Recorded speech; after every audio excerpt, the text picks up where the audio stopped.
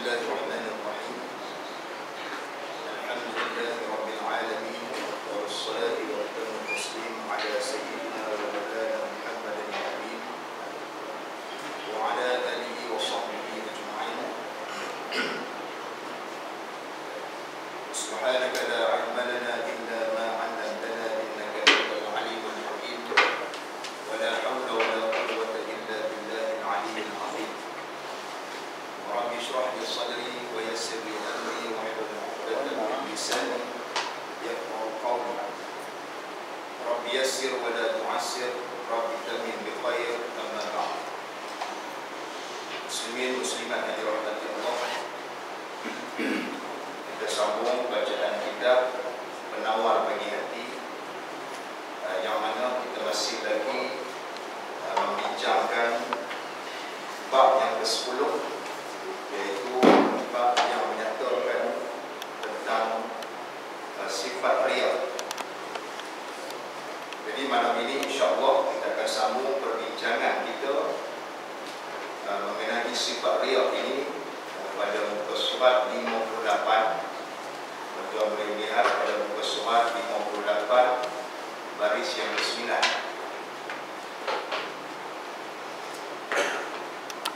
Qala al-musannif rahimahullah ta'ala wa nafa'ana bi'ulumihi wa ja'alana mukhlisina bi'tirahih. Kata muallif rahimahullah ta'ala, dan sabdanya, sabda Nabi sallallahu alaihi wasallam, inna Allah harrama al-jannata ala kulli mura'in. Artinya bahawasanya Allah Ta'ala mengharamkan ia akan syurga atas tiap-tiap orang yang riya. Dalam hadis ini, hadis yang diriwayatkan oleh Abu Nu'aim dan juga Dailami daripada sahabat Abi Sa'ad radhiyallahu anhu. Dalam hadis ini Allah Ta'ala, Nabi sallallahu alaihi wasallam menjelaskan tentang hukum riya. Nabi kata, inna Allah harrama al-jannata, sesungguhnya Allah Ta'ala mengharamkan, yakni Allah Ta'ala meneguhkan atas setiap orang yang melakukan riya dalam ibadahnya. Allah Ta'ala teguhkan syurga, yakni dia tidak akan dapat memasuki syurga. Riya ini sebab apa Allah Ta'ala, Nabi sebut dalam hadis ini, Allah Ta'ala haramkan syurga kerana riya yang pertamanya akan membatalkan segala amal ibadat. Riya akan membatalkan segala pahala amal ibadat yang kita lakukan. Pasal apa? Kerana riya bila ada dalam ibadah kita, riya ini akan menafikan ikhlas. Dalam ibadah wajib kita ikhlas. Dalam ibadah wajib kita ikhlas melakukan ibadah itu semata-mata kerana Allah. Apa makna ikhlas? Bersih hati. Hati kita bersih dalam melaksanakan ibadah kepada Allah. Tujuan ibadah itu bersih semata-mata kerana Allah. Kita buat atas tanggungjawab perintah Allah terhadap kita. Kita sebagai seorang hamba yang Allah Ta'ala ciptakan sebagai menandakan kesyukuran kita kepada Allah Subhanahu wa Ta'ala. Kita nak tunjuk syukur kita kepada Allah, maka setiap perintah Allah Ta'ala itu kita laksanakan. Bukan sekadar itu saja, kita laksanakan dalam keadaan ikhlas. Kerana itu yang Allah Ta'ala perintahkan kita. Bukan semata-mata Allah Ta'ala perintah buat ibadah saja, tapi dalam masa yang sama Allah Ta'ala perintahkan kita buat ibadah dalam keadaan ikhlas kepada Allah. Wa ma umiru illa liya'budullaha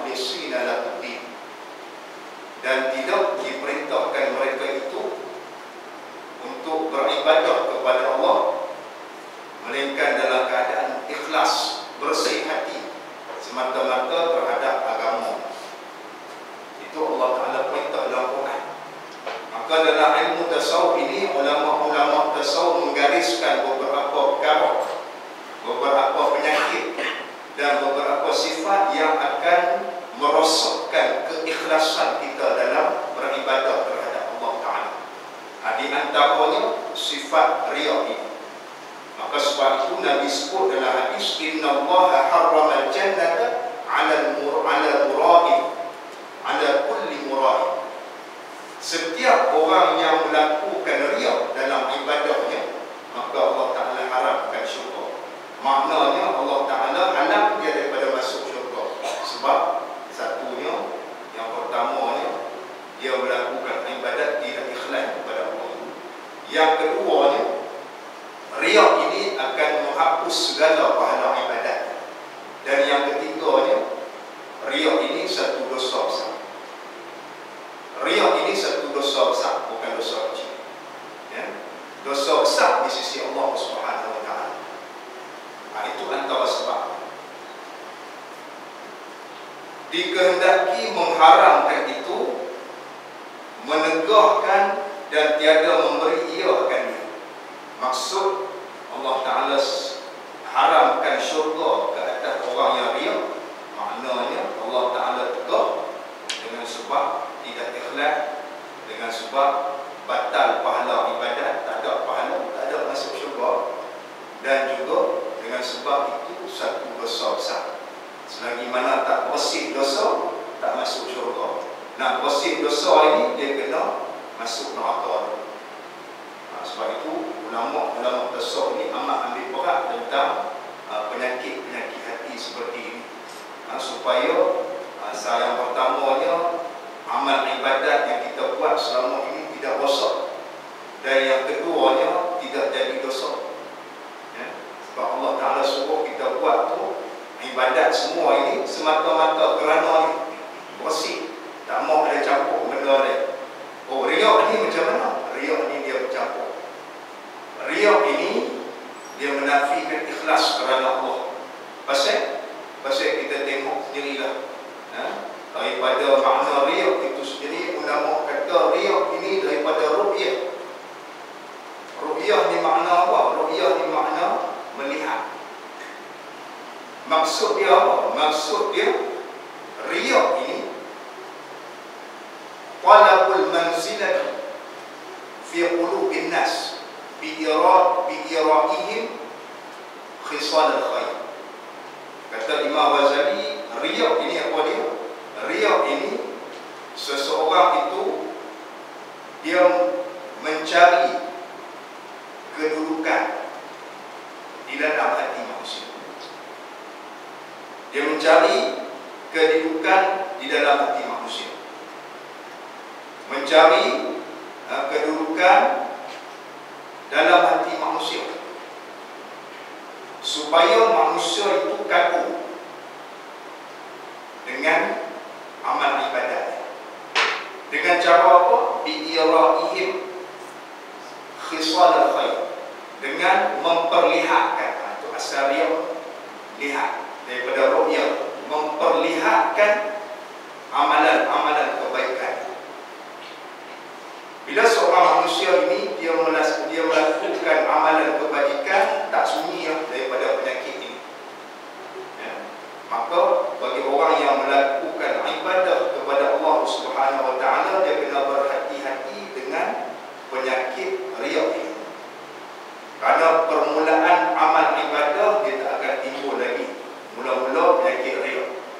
Tetapi apabila seorang itu tidak berhati-hati, penyakit ini akan mula lekat pada hati.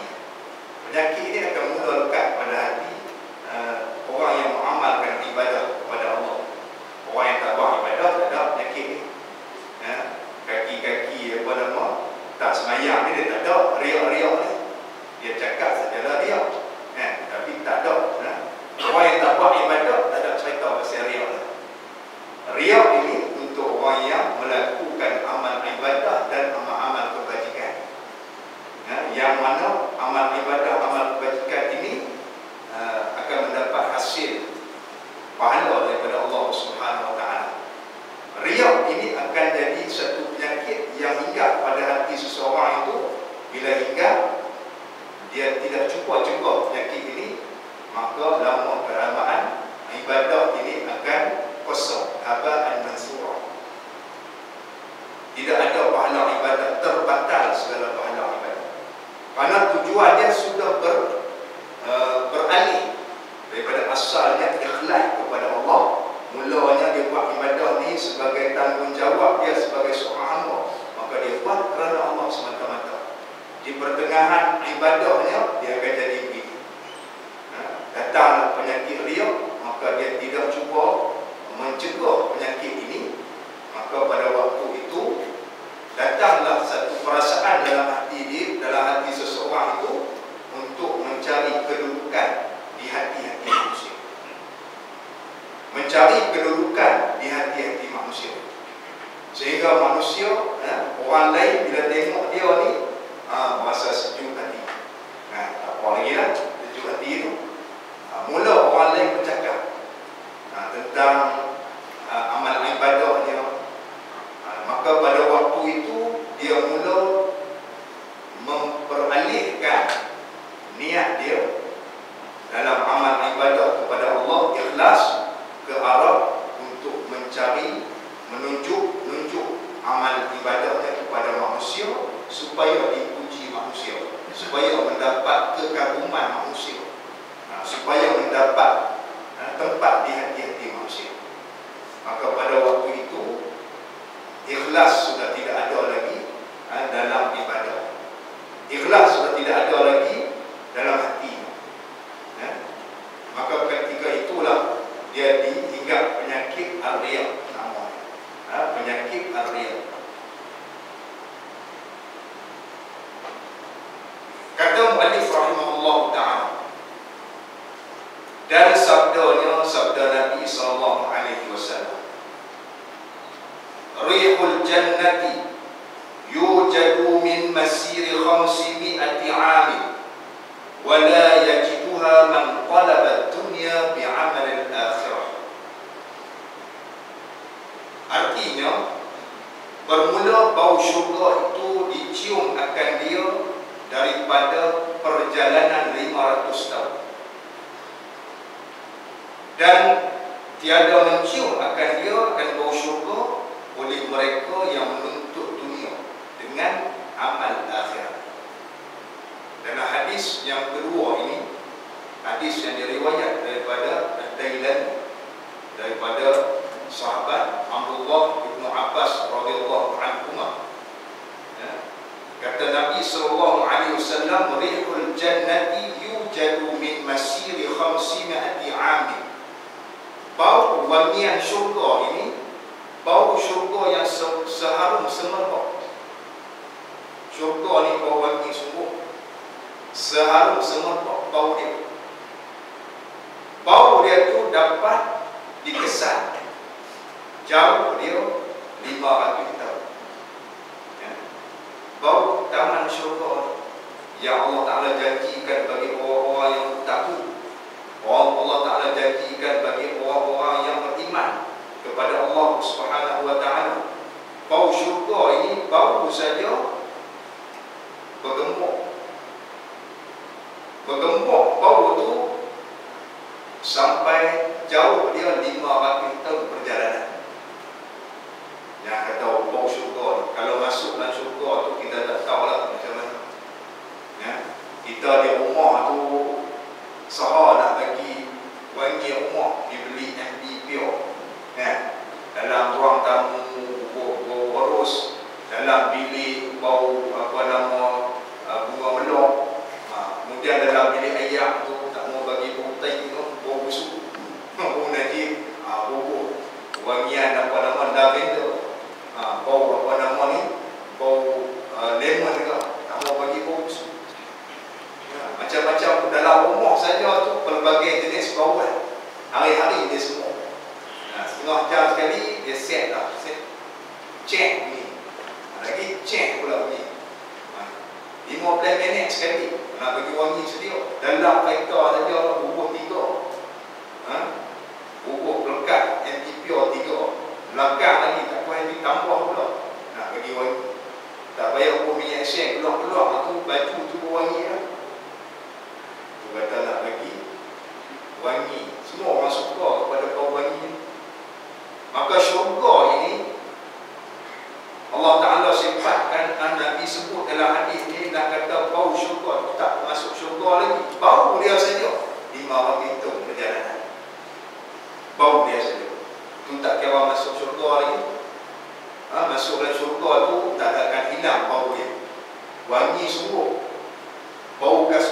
syurga tak sama dengan bau.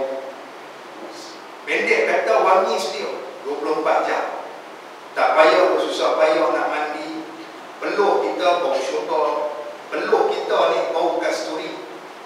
Wanginya.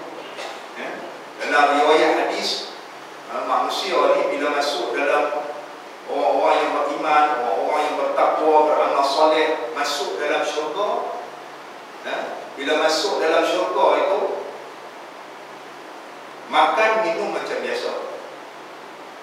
Cuma makan minum tu bukan pasal lapar, bukan pasal dahaga.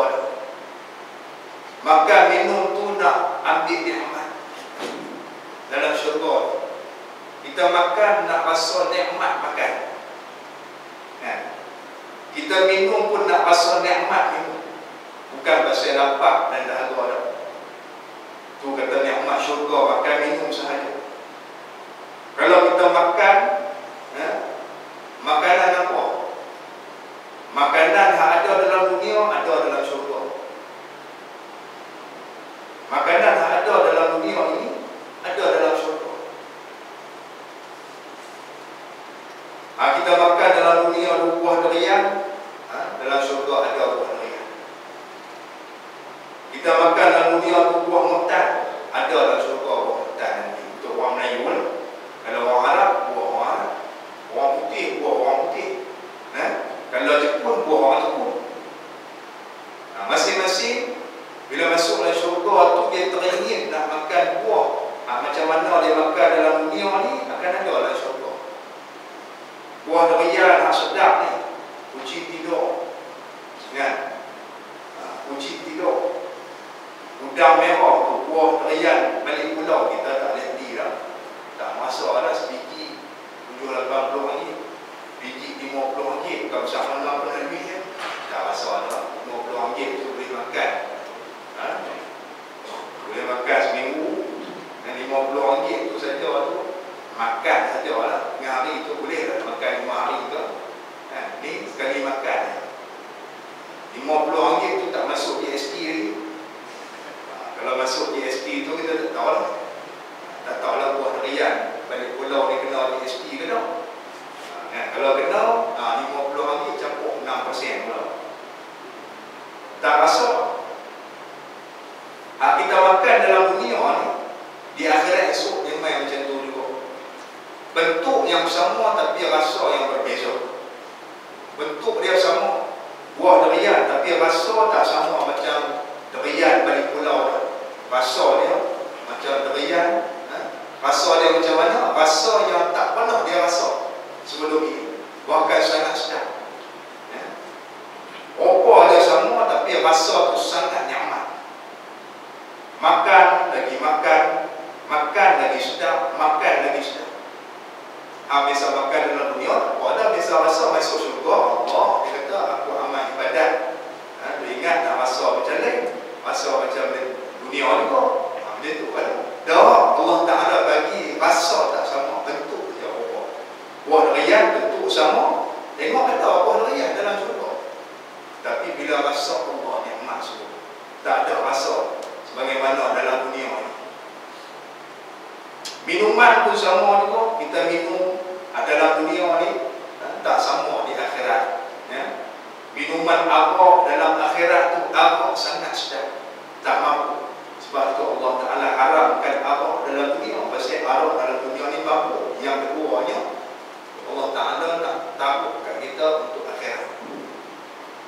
Dia tak bagi kita makan arak, minum arak dalam dunia ni. Pasal arak dalam dunia tu mampu. Kemudian Allah Ta'ala nak tangguh bagi kita pandang sah. Dalam akhirat esok baru rasa arak yang sedap semua. Arak. Sungai daripada arak, sungai daripada madu, sungai daripada susu, semua ni untuk ambil nyaman. Bukan untuk mandi pada, bukan nak buat spa dah. Kalau di spa susu kambing, tuang dalam apa nama, dalam kolak tu, rendam 6 jam dalam buang duit. Susu kambing. Pasal ada ni dah dalam akhirat esok ni kulit kita ni tak ada kena jaga apa ni, bersih, putih mulus, cantik. Tak kena tu rendam dalam sungai susu dah, ambil untuk minum je. ambil untuk minum sahaja. Lepas itu dah makan minum, tak ada jamban ke? Jamban syurga cantik tak? Orang tanya kan? Jamban syurga ni cantik ke tak? Buat daripada pokok, dah buat daripada emas, mangkuk tandas tu buat daripada emas macam Sultan Brunei punya kan? Sultan Brunei tak buat, dia kaya, dia boleh buat tandas daripada emas kan? Kita takkan buat simen jadi lah. Kok beli harga di 150 pun cukup dah, nak mewah, bukan nak buat apa kan? Pokok dalam syurga nanti ada tandas buat daripada emas. Tak ada tuan-tuan. Dalam syurga ni tak ada benda-benda yang makruh. Maknanya benda-benda yang tidak disukai oleh manusia dalam dunia ni tak ada. Benda kita tak suka pada najis, kita tak suka. Daki dekat di badan kita tak suka. Bau busuk kan, tak suka. Benda-benda yang dibenci dalam dunia ni tak ada dalam akhirat esok. Benda-benda kotor-kotor ni dia tak akan ada di akhirat. Bila kita duduk dalam dunia ni, sahabat tanya. Bila kita duduk di akhirat esok ni, sahabat tanya. Bila kita makan, minum makanan yang buah-buahan yang kita makan dalam dunia ada di akhirat, kita akan makan dan rasa dia penuh. Makan, minum, sahabat tanya. Bila kita makan, minum ni, kita tak buang ke? Yang besar, yang kecil? Nabi kata, tak buang dah yang besar, yang kecil. Itu dalam dunia. Berak kecil ni, itu benda kotor, hanya ada dalam dunia saja. Daki-daki itu benda kotor, ada dalam dunia. Akhirat esok kita tak berak kecil dah. Maknanya tak ada lah jamban buat daripada mangkuk emas, tak ada. Mangkuk jamban emas tak ada lah. Tak ada kena cari jamban dah. Setiap kita makan itu, dia tak akan jadi najis. Dia akan makan, kalau kita kenyang, dia akan sendawa. Kita akan belahak. Belahak itu tanda buang. Kita belahak saja, hilang dah, kenyang. Tadi makan. Makan, bawa belahak pula, makan tu. Belahak itu tanda kita buang. Kemudian air yang kita minum tu, tak kencing ke, tak kencing dah, dia keluar jadi peluh. Peluh tu jadi kasturi. Peluh tu keluar berbau kasturi. Tak ada daki dah, tuan-tuan. Peluh yang keluar hasil daripada kita minum air banyak ni. Pokok nak jogging dalam syurga, keluar peluh. Keluar peluh tu, dia tak keluar bau busuk, dia keluar bau kasturi. Kita kenyang tu makan tak rasa nak berak, dia sendawa. Sendawa tu keluar, hilang. Lagi lapar, makan pula, nak rasa begini nikmat. Itu syurga. Ni yang kata bau syurga tu saja, tu nikmat dalam syurga. Bau syurga tu 500 tahun sebelum sampai ke pintu syurga tu sudah bau. Nabi kata. Tapi wala yajibuha man qalaba dunya bi'amal al-akhirah. Jaga-jaga kata Nabi, dan orang yang mencari dunia dengan amalan akhirat ini, dia tidak akan mencium bau syurga. Kata Nabi, dia tak akan dapat bau syurga walaupun 500 tahun perjalanan nak sampai ke syurga. Orang yang beramal akhirat semata-mata untuk dunia. Ini pesanan Nabi kepada siapa? Kepada orang-orang yang beramal ibadat. Orang yang tak amal ibadat tak masuklah pesanan ni. Pihak tidur atas motor tu sambil koyak minyak, yang tu tak masuk. Yang tu tak masuk lah, tuan-tuan. Aduk merepit dengan apa? Tak ada faedah. Semayang mana maghrib, mana subuh ke mana, yang dia tahu rempit saja. Siang malam pagi petang, sampai membahayakan nyawa orang lain kan?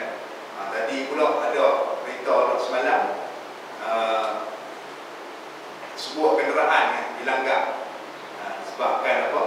Ada satu sekumpulan anak muda yang bawa kereta kelab Mayri. Tiba-tiba mereka berlumba dan melanggar salah sebuah daripada kenderaan yang lalu di situ. Akhirnya terbabat dan membawa kepada kematian. Jadi orang yang tidak berdosa akibat daripada kecuaian dan juga kesilapan pemandu sendiri. Sebabkan orang lain yang tidak berdosa menanggung derita, mati lah 2 orang. Suami isteri masuk anak 6 bulan, tinggal 2 orang anak yatim dia. Ini semua kerja sia-sia dan membawa kemurkaan Allah Subhanahu Wa Taala. Kalau kita bawa kenderaan dalam keadaan membahayakan, hukum dia berdosa. Kita bawa kenderaan membahayakan orang lain, hukum dia berdosa. Sehingga akan boleh menyebabkan kematian orang lain. Kalau ikut undang-undang Islam, kita kena bayar dia. Ikut undang-undang Islam ni, kena bayar. Kita menyebabkan kematian secara tidak sengaja, maka kita kena bayar dia. 1 orang, 1 kepala, 1 ekor unta. Nilai dia 1 ekor unta. Dekat RM400,000. Kalau betul-betul kena bayar undang-undang Islam. Maka Nabi kata orang yang beramal dengan amalan akhirat tetapi hatinya menuntut dunia, dia tak akan bau syurga walaupun sejauh 500 tahun perjalanan. Ini menunjukkan bahawa orang yang beramal dengan semata-mata riya,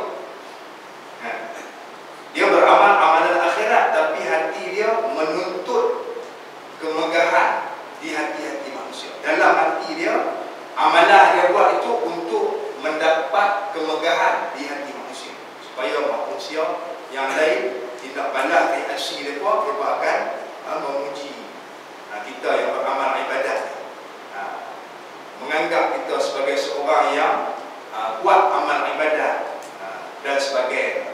Ini semua dinamakan mencari dunia di jalan akhirat.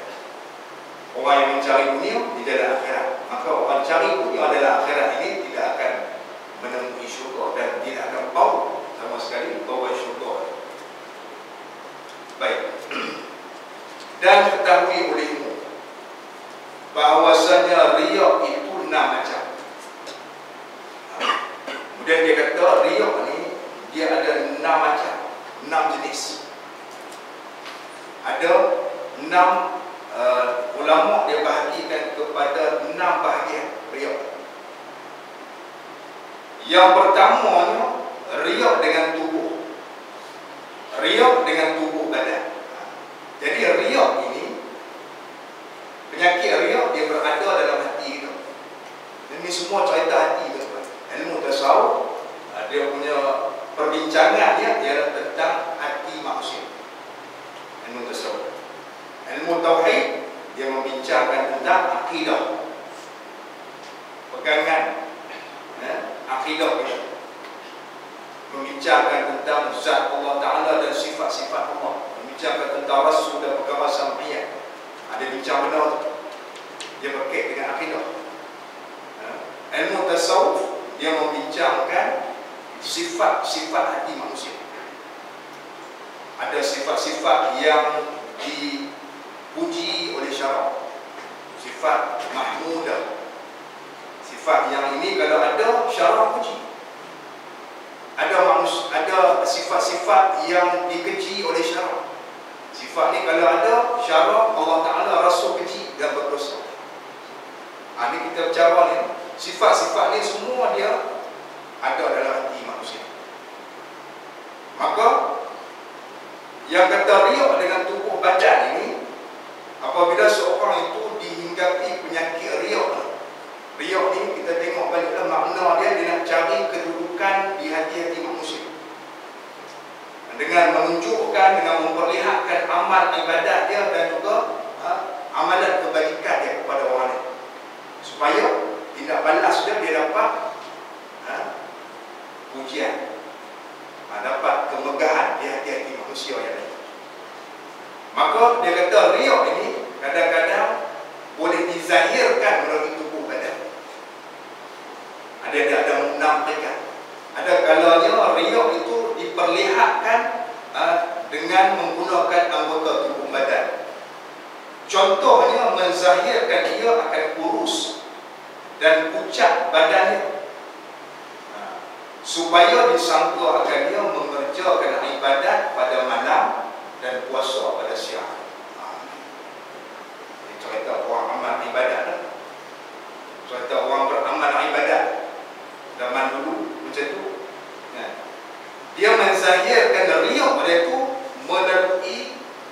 tubuh badan. Contohnya dilihat dia tu seorang yang kurus kering. Bila orang tengok dia kurus kering, muka pucat, badan pucat, orang sangka dia ni orang kuat ibadat. Orang yang rajin puasa siang hari, kuat ibadat di malam hari, sehingga badan kurus, badan pucat. Jadi orang akan memuji dia, Allahu Akbar. Si Anu ini seorang yang amat mujahadah, dia kata. Seorang amat mengambil berat dengan amal ibadat. Seorang yang kuat amal ibadat dia, sehingga kurus, sehingga pucat tubuh badan dia semata-mata beribadat kepada Allah. Padahal di hati dia, bila ada orang memuji begitu, maka di situlah akan lahir sifatnya. Walaupun pada permulaan ibadahnya dia beribadah di siang hari ataupun beribadah di malam hari, berpuasa di siang hari itu semata-mata kerana Allah. Bila orang lain melihat dan memuji dia dan memperkatakan tentang dia, maka di situ akan hinggap penyakit dia. Maka orang yang macam ni dia kena berhati-hati. Kalau dia biarkan dan dia tak kenal penyakit ini, maka dia akan merasai amal ibadat dia buat selama ini semata-mata nak dapat pujian manusia. Beralih daripada ikhlas kepada Allah, pada permulaan amal ibadatnya ikhlas kepada Allah, akhirnya dia amal ibadat bukan kerana ikhlas dah. Aku buat detik-detik kan, tak ada dapat apa-apa lagi ni. Buat tak nampaklah habuan akhirat Allah Ta'ala dah bagi, tapi dalam dunia nampak manusia puji. Manusia puji kita ni, kalau orang puji kita suka. Kita tak suka orang puji kan? Kita suka orang memuji kita. Ada orang dia suka dipuji tapi dia tak menunjukkan sangat. Ada orang suka dipuji, dia tunjuk sungguh-sungguh, nampak di muka, tubuh badan dia, body language dia tu, nampak semua. Bila kita puji dia tu, bergerak badan.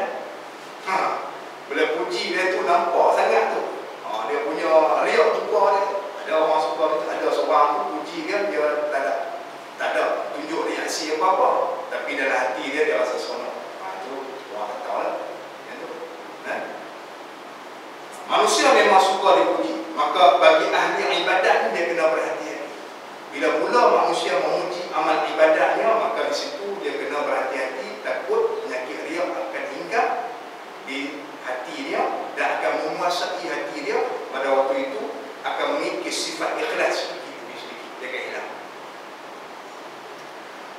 Baik, yang kedua ni, riak dengan kelakuan. Riak dengan kelakuan seperti menundukkan kepala dan memejamkan mata supaya disangka akan dia memikirkan kelakuan akhirat.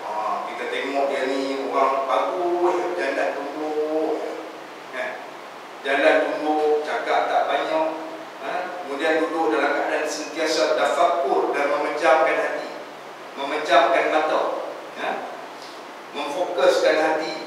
Maka orang tengok, orang sangka, orang luar ni sangka, dia buat kelakuan begitu, manusia akan menyangka dia ni orang yang sentiasa memikirkan soal akhirat, sentiasa tafakur.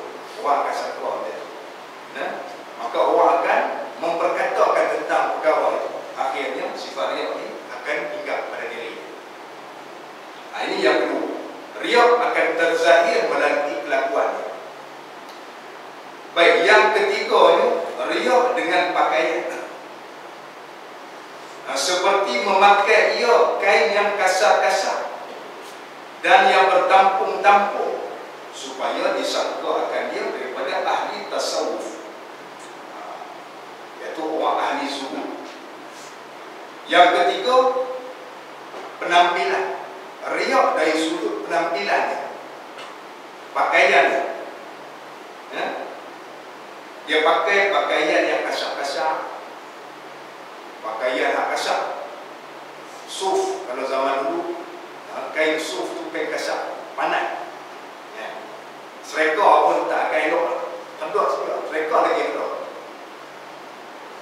Dan pakai pakaian bertampung. Bukan kata dia tu tak dan di baju ke, tak pun dulu lah, ataupun sayang pakaian ni nak buang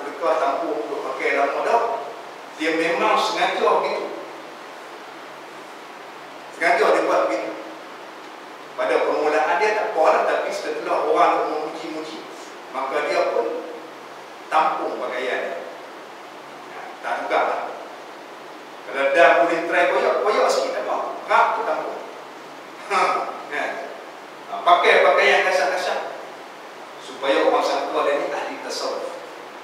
Padahal dia bukan ahli tasawuf yang sebenar. Semata-mata dia nak menunjuk kepada orang kata dia tu ahli tasawuf. Dia nak memperlihatkan kepada orang lain dia tu sebagai orang ahli tasawuf supaya orang tumpu pada dia. Orang minta doa dengan dia. Tuan-tuan, tiba-tiba orang main minta suruh baca doa ni, dia berasa lain tu, betul tak? Betul tak? Lama ni orang tak pernah orang panggil dah suruh kita baca doa. Tiba-tiba saja main di Tuan Haji minta tolong baca doa sikit lah, di keberkatan dia dah. Kita pun tu dia suar kat doa terus baca tak dekat banyak lah. Pasal apa? Yang tu yang kita nak. Supaya kita ini diangkat oleh manusia, dipandang oleh manusia. Pada waktu itu tuan-tuan, amal ibadat kita, kita buat ikhlas selama ini, dia beralih ke awal dalam masa yang kita tak sedar. Sebab itu ilmu tasawuf ini diajar supaya berhati-hati dengan sifat riya. Dan yang keempat, riya dengan perkataan. Contohnya seperti riya orang yang berpidato dan juga memberi nasihat dengan Quran dan hadis dan perkataan salaf, yakni ulama salafus salih, serta sunyi hatinya daripada ikhlas dan benar, dan seperti menggerakkan bibir dengan zikrullah di hadapan orang lain. Ini contoh riya yang dipertontonkan melalui perkataan, riya yang zahirkan melalui ucapan.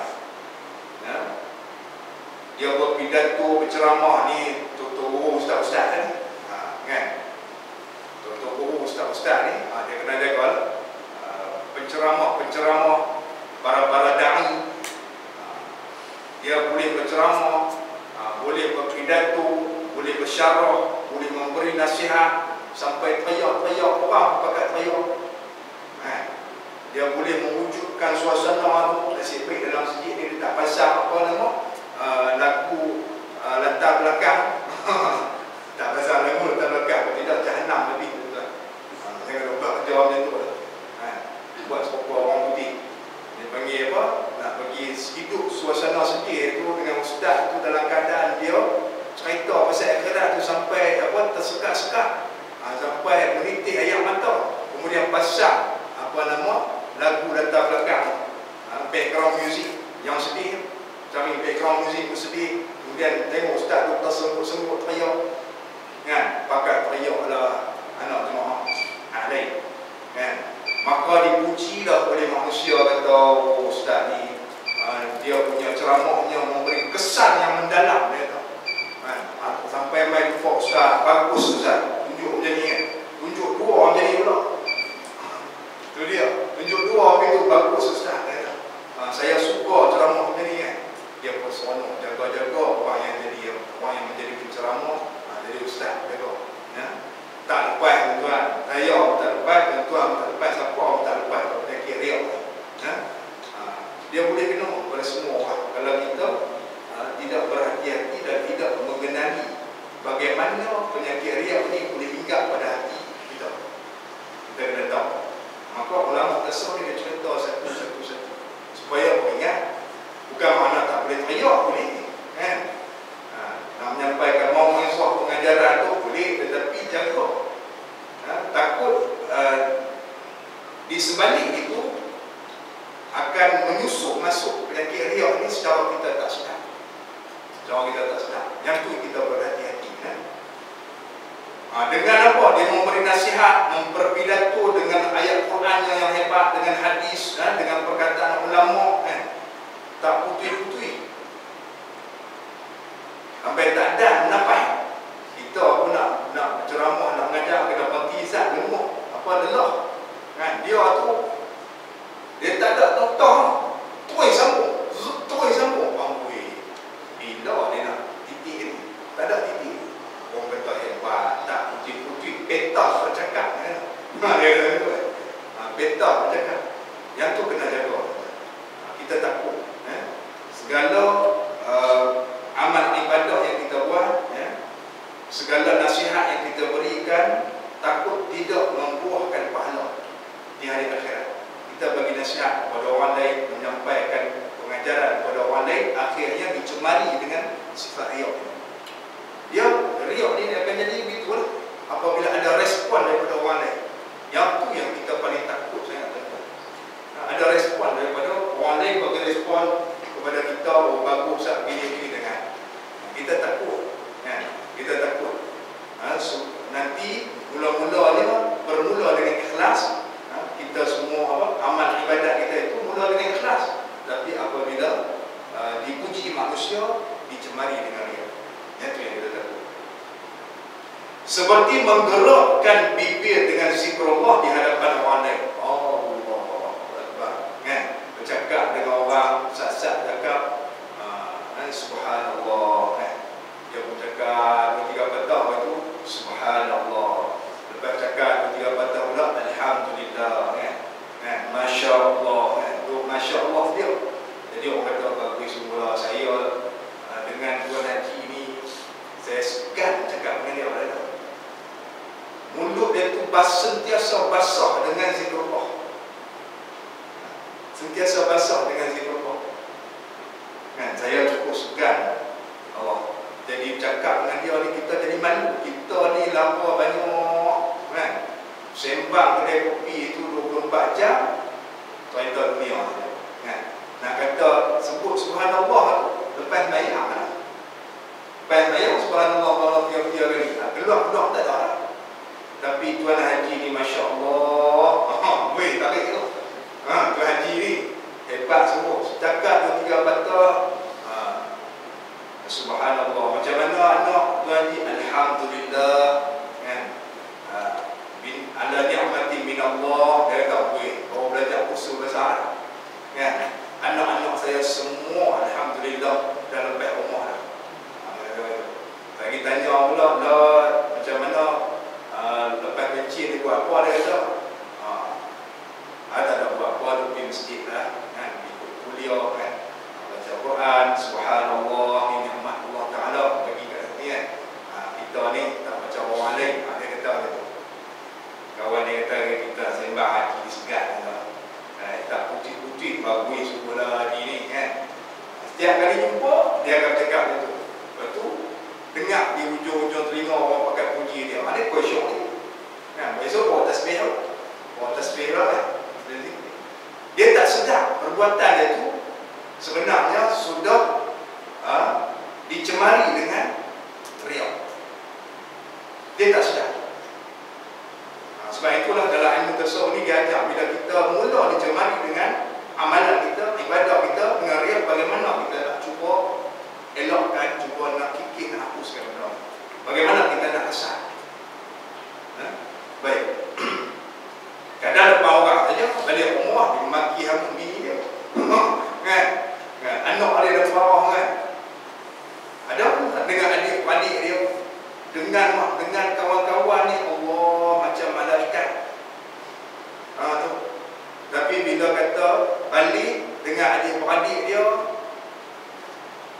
dengan bini dia, dengan anak cucu dia, jengik, cakap kasar, maki hamun. Ramai adik-adik yang susah ni nak minta lah sikit hutang semua, maki hamun adik-adik dia. Nak minta hutang nak hutang lah, dia kaya senang ada duit. Yang adik-adik ni susah dah nak hutang, anak nak masuk dia dia kata macam-macam. Kata minta duit dekat aku saja, sampai aku tak senang. Aku ni duit nak guna banyak lagi ni, macam-macam. Dah kerja lama dah tak simpan duit tu. Dah tahu anak nak masuk dia setiap tak simpan kedawai. Dah kawan tu susah nak buat macam mana. Kalau tak susah dia tak pergi minta tolong. Dia kata tak ada dah. Subhanallah, alhamdulillah, main di cakap lembut ya, salam lembut ya. Tuan-tuan, itu orang yang kena penyakit riak. Dia tak sedar. Dia tak sedar.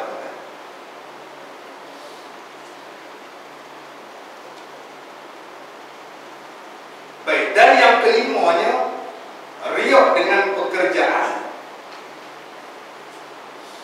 Jadi dia riak dengan perbuatannya. Ya. Pekerjaan makna perbuatan. Seperti memanjangkan berdiri dan rokok dan sujud dalam sembahyang di hadapan orang lain. Yang ni pun pakai banyak semua. Tuan-tuan, kalau kena kat diri kita, kita beringat. Kita jaga. Sebab tu tujuan kita belajar ilmu tasawuf ni nak apa betul ya. Mana kita buat selama ni, tak kena apa-apa. Ada benda sulit yang tersisip di sebalik ibadat kita tu yang kita tak sedar, yang boleh merosakkan pahala ibadat kita. Riak dengan pekerjaan, dia memanjangkan diri, maknanya sembahyang lama diri baca surah banyak, rokok pun lama, tasbih sebelah, subhana rabbiyal azim wa bihamdi subhana, dan sebelah kali. Tuan, paling banyak sebelah kali ya. Dia ditambah sampai 50 orang tak suruh. Yang sunnahnya paling panjang sebelah kali saja. Lebih daripada itu makruh. Kalau nak panjang lagi boleh doa. Tengah baca Quran dan rokok pun makruh hukumnya. Sambung doa saja. Doa apa? Jangan doa Melayu, sudah batal sembahyang. Doa Arab. Doa. Kalau rokok kita boleh doa. Tasbih, lepas tasbih doa. Dipanjangkan rokok, dipanjangkan sujud. Rokok lama, sujud lama dalam sembahyang depan orang lain. Habis sujud yang terakhir itu lama semua, setengah jam. Sujud yang terakhir, sembahyang tahajud tu orang lain pakai pergi sana habis lah, Tuan Imam pergi sana habis lah, dia ada sujud lagi. Dia kata Pak Haji tidur lah. Tak tidur, tapi dengar dia bunyi. Dia dengar bunyi seret teriak. Duduk kan lah. Bagus lah, kita tak boleh buat macam dia ni. Dengar lutut, sakit pinggang kan. Pak Haji ni bila dia sujud saja lah, sujud terakhir dia tahan semua-semua. Maka dia puji. Dia tunjuk depan orang. Dia umar dah lah. Umar bayar sopa kilat. Kalau boleh nak cepat.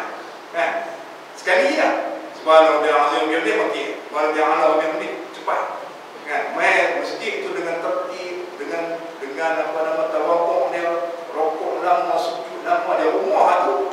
Depan bini kata tu, tunjuk mulut tu bini kata tu lakut dia. Bini dia tahu. Kalau mana tahu tanya bini. Nak tahu dah, tanya bini dia, Pak Haji macam mana umar? Pak Haji tu kan. Kalau kata lagi ada gusti ke, tengok dia sembahyang sunat sah. Tak sampai setengah minit. Macam tu lagi gusti ke sebelah. Tu cerita dia. Oi, dia tanya ada. Di masjid ni sekat. Tu dia. Boleh tahu. Boleh tahu cerita orang nak biar. Bukan di sini lah, tuan-tuan, tempat lain.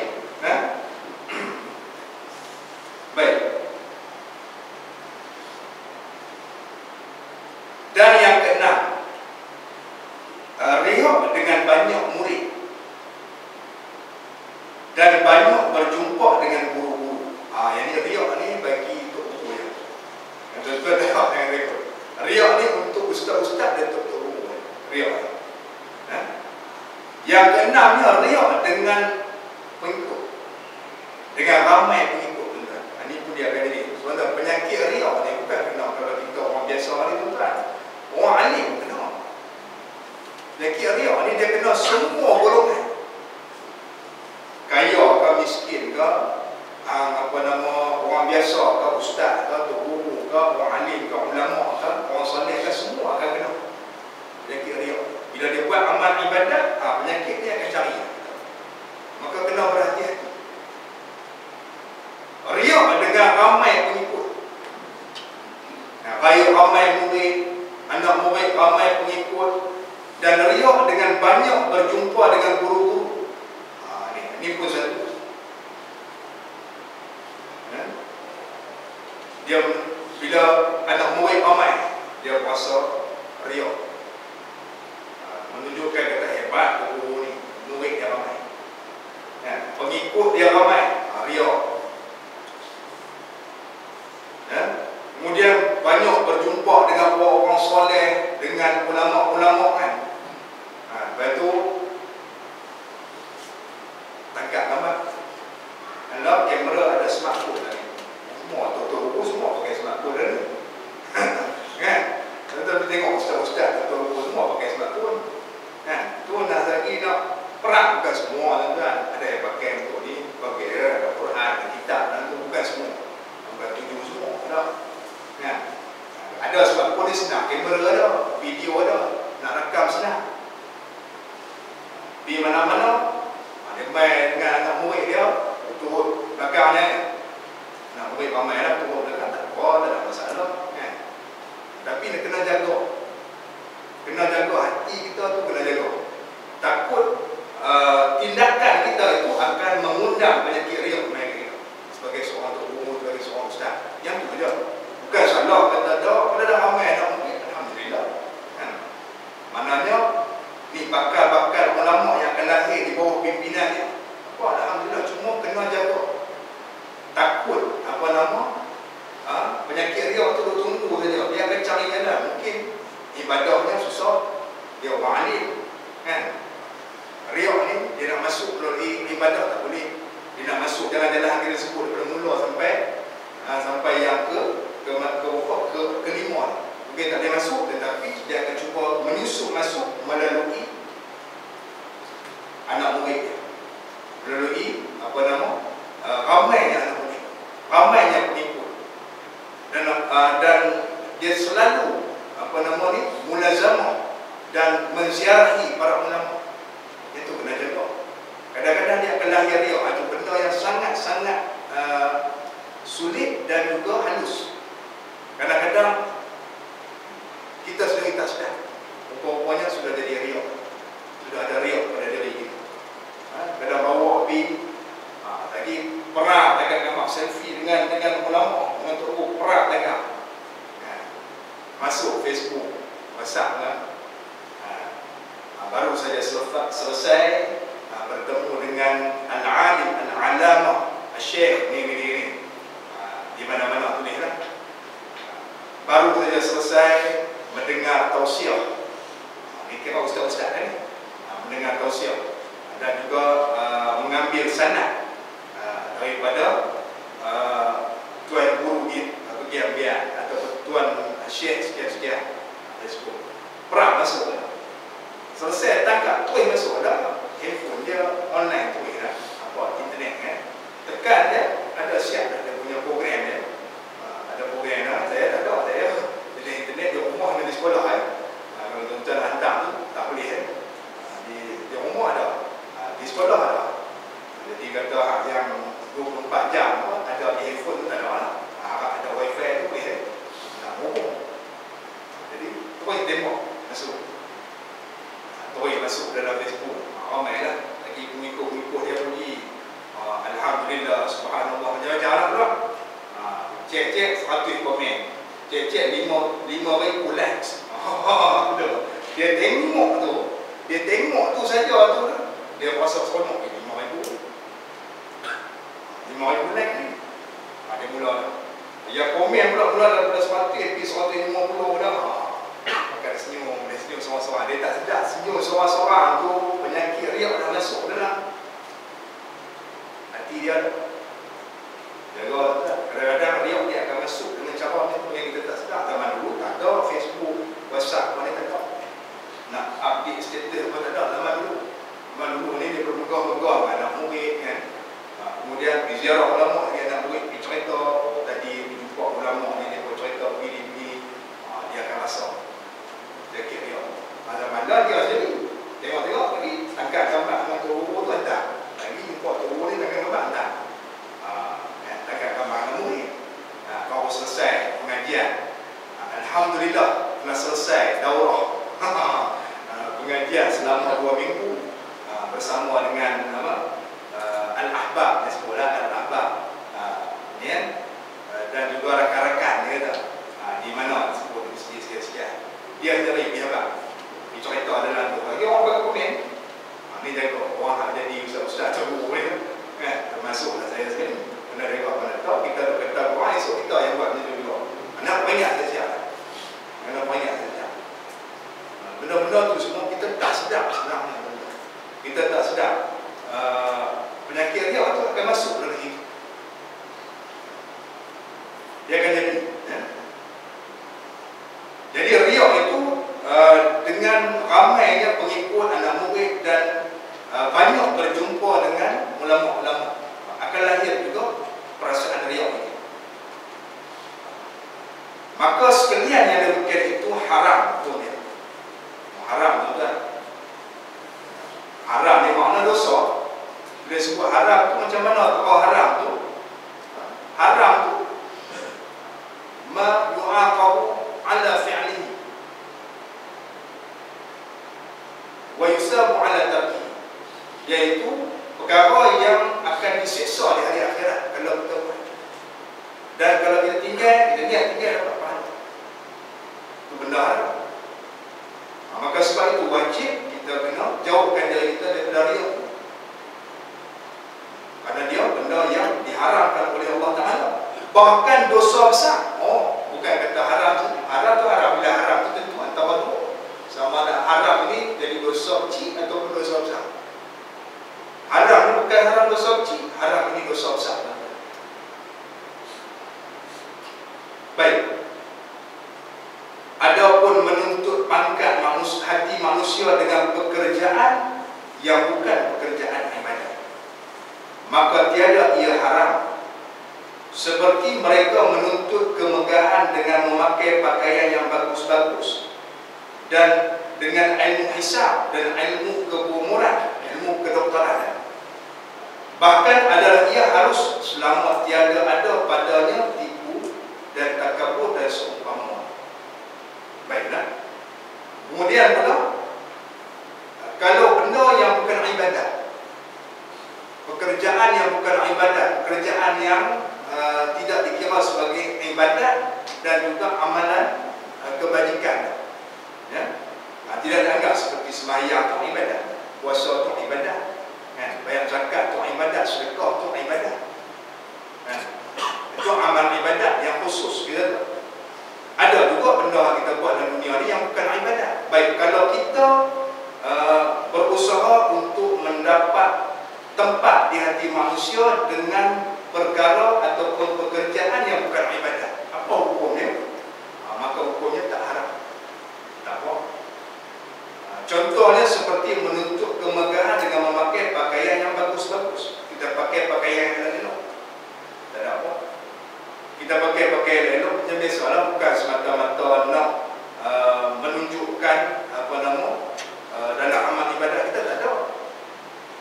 Pakai pakaian biasa, pakaian yang elok saja. Bukan pakaian yang bermewah-mewah. Janganlah sampai tas tangan harga 30,000, jam harga 150,000. Yang tu bukan dia lah, kan? Itu bukan dia lah. Kita pakai pakaian yang elok-elok aja. Elok tak mesti mahal. Dia beza dengan yang bermewah sehingga membazir itu tak boleh. Dilarang. Pakai jubah harga 1 meter pula $1,000. Ada $1,000. Jubah 1 meter $1,000.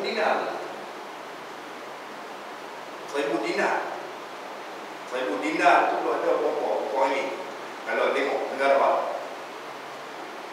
Jubah saja tak potong lagi, 4 meter potong ada 4-5 ribu upah lagi. Yang tu dah lain dah. Itu bukan bagus, dan tu dah terlebih bagus, bermewah-mewah. Pakai apa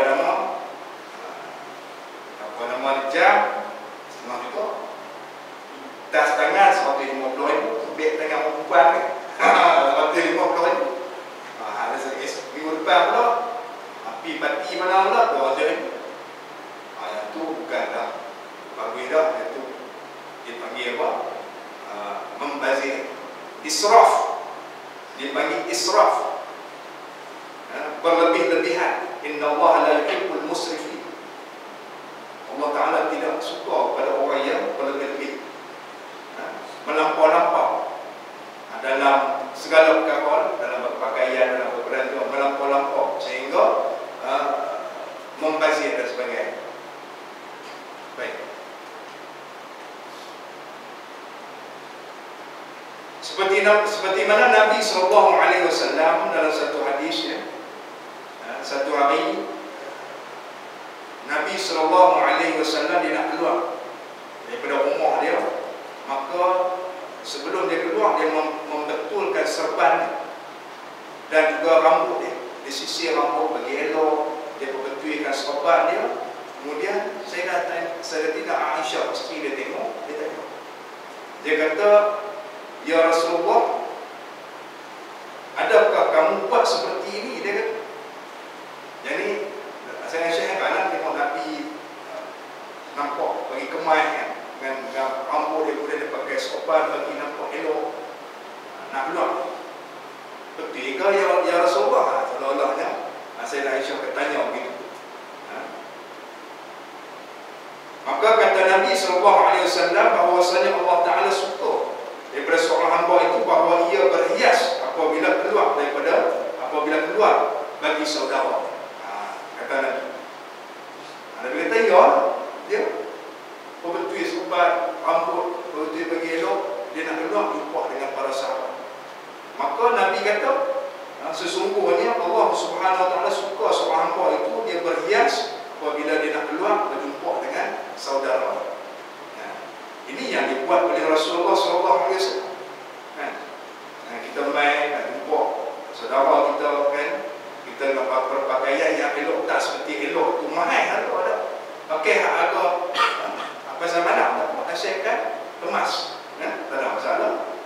Kita pakai yang biasa aja, harga RM10, tak ada apa. Asalkan pakaian itu nampak kemas, nampak elok, supaya kita tujuannya kita nak menziarahi dan bertemu dengan saudara kita. Maka perkara ini tidak mengapa, walaupun dipuji ataupun dituntut, dipuji di mata manusia sekalipun, maka dia tidak merosakkan kerana dia bukan perkara ibadah. Begitu juga belajar ilmu hisab, orang kata hebat, macam adik putra kan, hebat, boleh anak jadi kemas, ilmu hisab dia hebat, tak ada apa. Dia tidak melibatkan perkara ibadah. Belajar ilmu kedokteran, anak saya ni pakar bedah yang pertama, yang boleh buat pembedahan jantung yang sukar, contohnya, yang tidak ada dalam negara ni. Orang pakai bangga bila abang bini pula sejuk pula mata hati, macam-macam lah orang puji kan. Kan tak rugilah mengandung anak macam ni kan, akhirnya jadi dapat seorang doktor pakar gini-gini, tak ada apa. Dia tak merosakkan, kerana dia tak berkait dengan perkara ibadah kita.